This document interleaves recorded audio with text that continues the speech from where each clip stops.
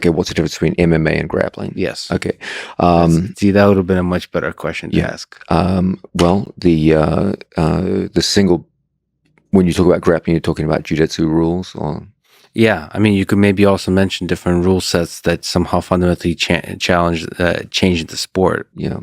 In the sport of mixed martial arts, you've got two ways to inflict damage on the human body. You've got kinetic energy, which is done through striking, kicking, knees, elbows, fists, and you've got isometric tension used along the lines of lever and fulcrum, which can be used for strangulation and joint breaking.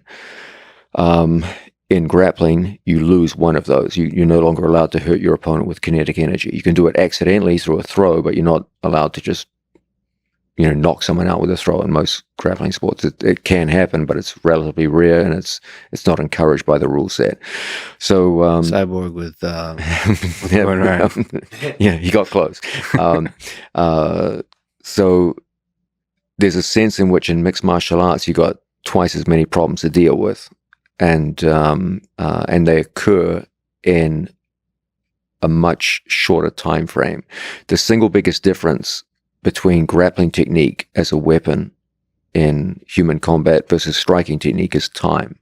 Grappling technique takes a huge amount of time to apply.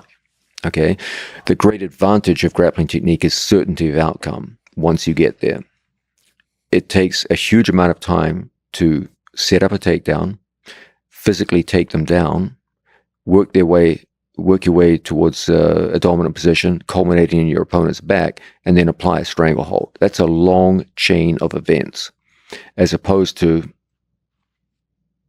a strong punch or kick, which can take a quarter of a second in application from start to finish, and the match is over.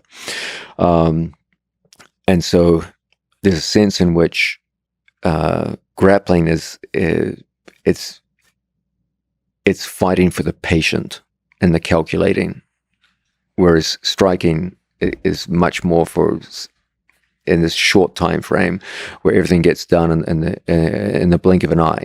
There's a sense also in which grappling is a much more forgiving sport. You can make a terrible mistake, end up in a terrible position, and still fight your way out and win. In mixed martial arts, it's much, much less forgiving. If you get hit and stunned, your chances of recovery are minimal. You're going to get swarmed on, and unless it's right at the end of the round, it's very, very hard to recover from getting hit and swarmed on. So there's a sense in which the biggest difference between them is time of application of technique.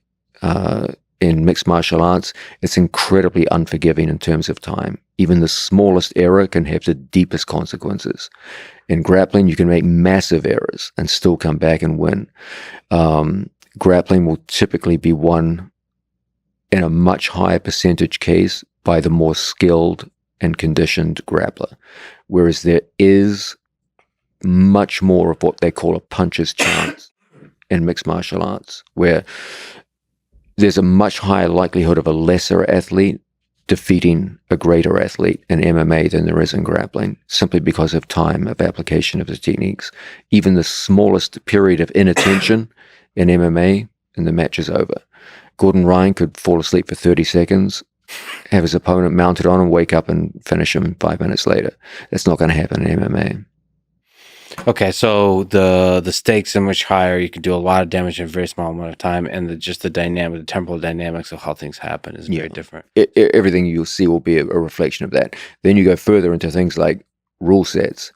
In the sport of grappling, if Gordon Ryan comes out and sits down in the middle of the mat, his opponent must follow him to the ground and engage. In mixed martial arts, if you come to the center of the cage and sit down, the other guy can just walk away from you. They're completely oriented in different directions. Grappling is ground-centered. MMA is typically standing-centered. At the beginning of every round, you have to start standing again.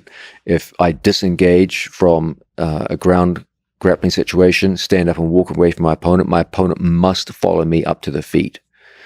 In grappling, it's the exact opposite. If I sit to the ground, my opponent must follow me to the ground. It's written into the rule set. And so one is inherently ground-oriented and one is inherently standing-oriented. So it's more difficult to dictate where the fight happens in mixed martial arts. Yes, you have to be able to impose where the fight is, whereas in grappling, you can simply choose it. So, George, what is your sense of the difference in terms of how you approached it between the two sports? So you also are a student of wrestling and grappling. So in preparing for fights, what parts of grappling, purely the sport, did you have to leave behind?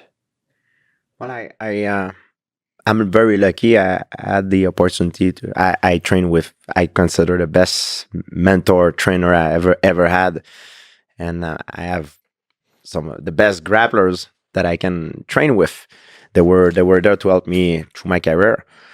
So, for my training is, of course, because I do not dedicate as much time in one specific area. It's hard to be, a world-class athlete in only one particular area. I always, for me, like the idea to be more well-rounded, to be very competent in every of those areas, striking, grappling, takedowns, and all those areas, than being just very good at one and not as good as others, because I like the idea that it gives me more option. When I fight someone, I can mold myself to become the perfect nemesis to that person better if I'm more well-rounded. If I do not have those well-rounded skill, I don't have that option, You have less tools to work with, less technology.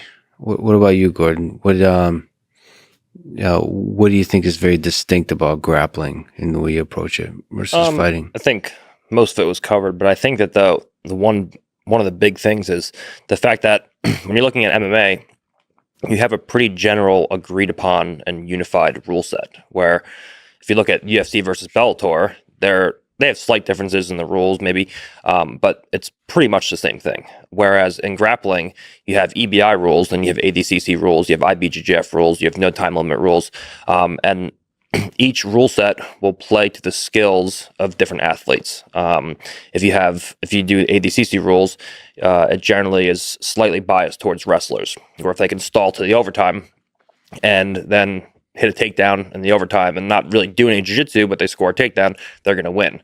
Whereas if you have like an EBI, for example, you have to finish the guy in regulation, or you start in a jiu-jitsu position with your back taken, or in an armbar. So I think that you have certain rule sets that play in the favor of certain athletes.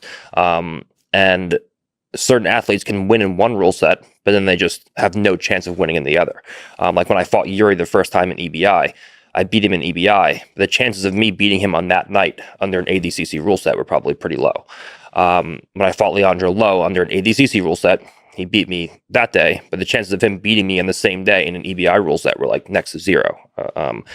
So I think it's interesting that in MMA you have one unified rule set, which have small differences, but they're all generally the same.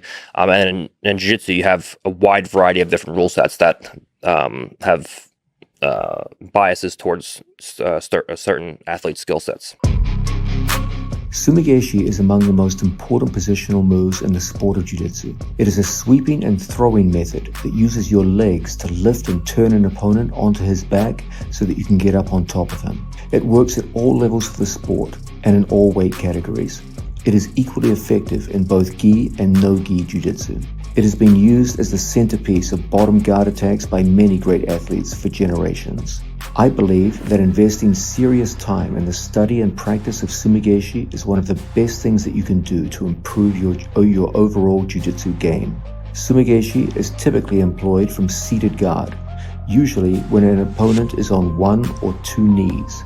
But, as we shall see in this video, it is also very effective even against standing opponents as well.